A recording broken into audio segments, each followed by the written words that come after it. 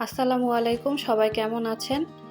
আলহামদুলিল্লাহ আমি ভালো আছি। ইলু কিচেনে আপনাদের সবাইকে স্বাগতম। তো আজকে আমি একটি নাস্তার আইটেম আপনাদেরকে দেখাবো। সেটা হচ্ছে নারিকেলের পুলি পিঠা যেটাকে বলে। এটাকে একেকজন একেক নামে ডাকে। তো আমরা এটাকে বলি নারিকেল পুলি। তার জন্য আমাদের লাগবে নারিকেল। তো এই নারিকেলটা সুন্দর করে ছিলে নিচ্ছি। বাজার থেকে এইভাবেই আনা হয়েছিল। তো আমার মেয়ে এটা আমাকে কাজে সাহায্য করতেছে। আমার মেয়ে এই যে সুন্দর করে ছিলে দিয়ে পরিষ্কার করে দিছে। তারপরে তোমার হাজব্যান্ড এটা নারকেলটা ফাটিয়ে দিল। তারপরে এখন এটাকে সুন্দর করে কুড়িয়ে নেব। তো আমার মেয়ে বলতেছে যে মা আমাকে দাও, আমি এটা তোমাকে সুন্দর করে কুড়িয়ে দেই। নারিকেল কুড়ানো হচ্ছে। এই যে আমার মেয়ে আস্তে আস্তে নারকেলগুলোকে সুন্দর করে কুড়িয়ে দিয়েছে। তো এইদিকে আমি একটা কড়াই বসিয়ে দিয়েছি। কড়াইটাতে একটু গরম পানি করে আমি কড়াইটা ভালোভাবে ধুয়ে নিলাম। না হলে এখানে তো অনেক সময় তরকারি রান্না করি, তার জন্য নারকেলটাতে ঝাল উঠতে পারে। তো এই জন্য গরম পানি করে কড়াইটা ধুয়ে নিলাম। ধুয়ে নেওয়ার পর এখানে নারকেলগুলো দিয়ে দিলাম। তার মধ্যে দুটো এলাচ, দুটো দারচিনি দিয়ে, আর হচ্ছে আমার কাছে ছিল খেজুরের ঝোলা গুড় ছিল, সেই গুড়টাও আমি একটু দিয়ে দিয়েছি, আর সামান্য চিনিও দিয়ে দিয়েছি। দুটোই একসাথে আমি ব্যবহার করেছি। আর সামান্য একটু পানি আর একটু লবণ, মিষ্টি জাতীয় জিনিসে একটু লবণ দিলে খেতে কিন্তু ভালো লাগে। তো দিয়ে এই যে এখন এটা আমি ভালোভাবে নাড়াচাড়া করে, নারিকেলের নাড়ু যেভাবে আমরা তৈরি করি সেভাবে এই নারিকেলের পুরটা তৈরি করতে হবে। তো এই যে আমি ভালো করে এটা নাড়াচাড়া করে চুলায় জাল দিয়ে নিব। আর এই যে প্রায় আমার হয়ে আসছে নারিকেলটা। তো নারিকেলটা কিন্তু মাঝখানে একটু চেক করে নিয়েছি আমি যে মিষ্টি হয়েছে কিনা। তো আমার এখানে মিষ্টি একদম ঠিকঠাক ছিল। তো আমাকে আর বাড়তি কোনো চিনি দিতে হয় নাই। এভাবে করে এই যে আমি ভাজা ভাজা করে নিচ্ছি একদম লাল লাল করে। যেহেতু আমি এখানে গুড় দিছি, তার জন্য কিন্তু নারিকেল ভাজাটা আমার একদম লাল লাল হয়েছে। আর খেতেও কিন্তু অসম্ভব মজা হয়েছে এটা। এই যে আমার নারিকেলের পুর তৈরি করা হয়ে গেছে। এখন এটা আমি ঠান্ডা করে নিব। তো নারিকেল পুলি বানানোর জন্য আমাদের একটা আটার খামির লাগবে। তার জন্য আমি এখানে 2 কাপ পরিমাণ পানি নিয়ে নিয়েছি।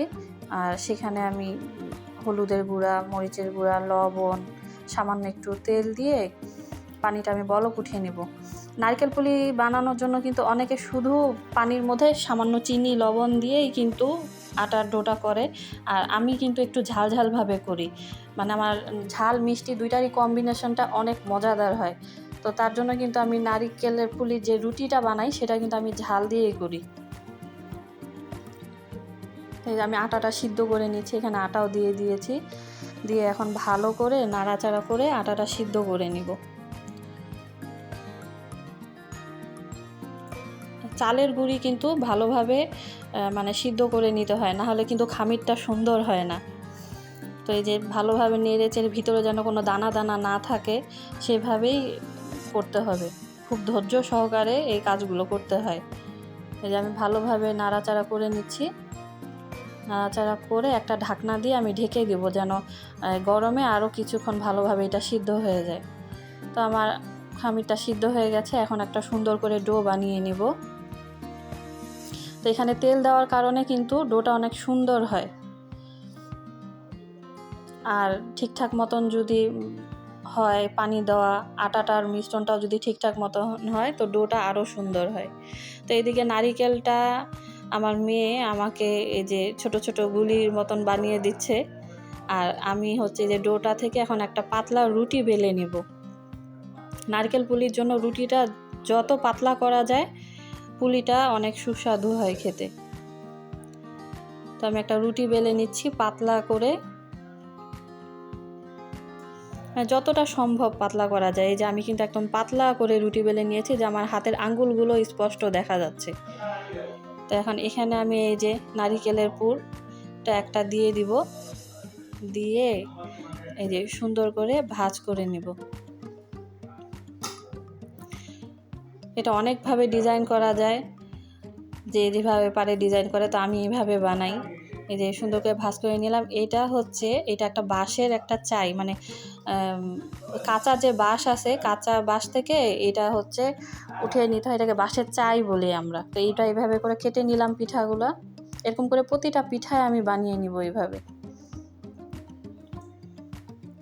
এই যে দেখেন একটা একটা করে আমি পিঠা বানাচ্ছি। তো একটা রুটিতে কিন্তু অনেকগুলা পিঠা এইভাবে বানানো যায়।